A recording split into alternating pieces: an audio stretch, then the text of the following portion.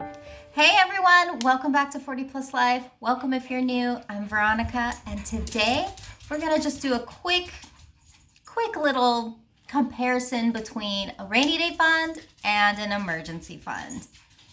So I've gotten a lot of questions in the past like, what's the difference? Isn't it the same thing? And no, it's not. They're two completely different things, and the way I do it could be maybe you do it differently, but the way I do it is a rainy day fund is a smaller amount that you have saved either on hand or in your bank account or whatever that you have quick access to that you can just grab for an unexpected expense.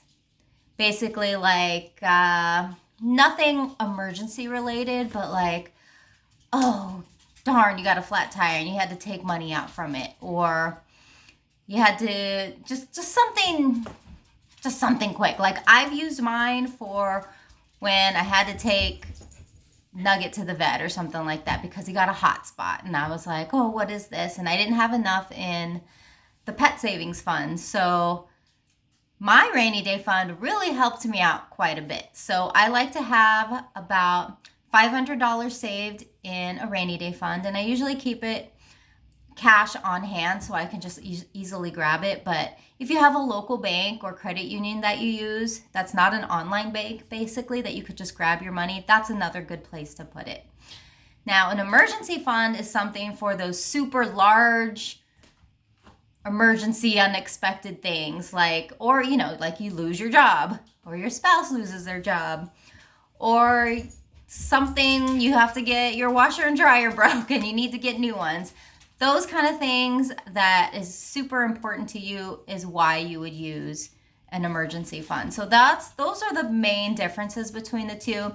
A rainy day fund is, quick, okay, I got my rainy day fund, something quick and easy to get your money and, a small expense, while emergency fund is a larger expense.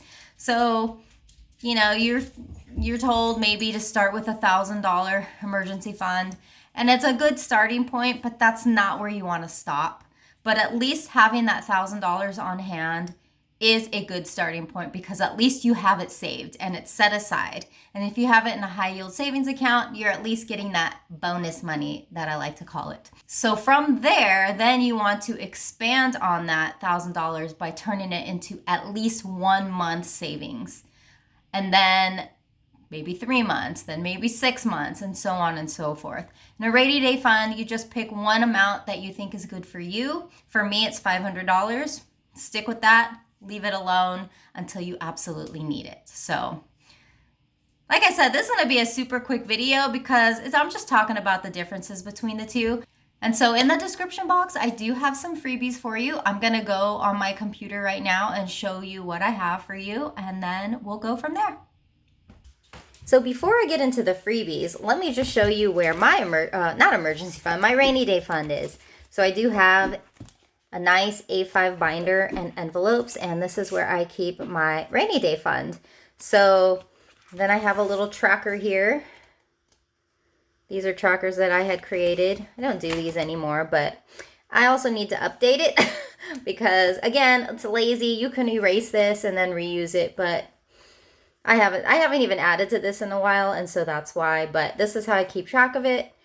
Anytime I've used it, I would take it out. So here's an example right here. I used it for the dentist. So it's just small things like that. And then this one, I took out $300 to use for taking Nugget to the vet, like I mentioned. So then I got back down, and you just slowly build it back up. So right now my goal is to get this back up to 500, and then my rainy day fund will be good to go, and it's just a great thing to have on hand. So now we're going to go to my computer, and I'm going to show you the freebies I'm going to give you.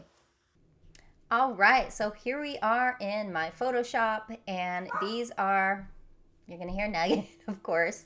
These are my little freebies that I have for you. Now, I used to sell very similar to one of these. I think I just updated it. But I used to sell these on my Etsy shop, which I have closed, and so now I am just going to be giving these away. So if you are interested, I have one here that's for $500.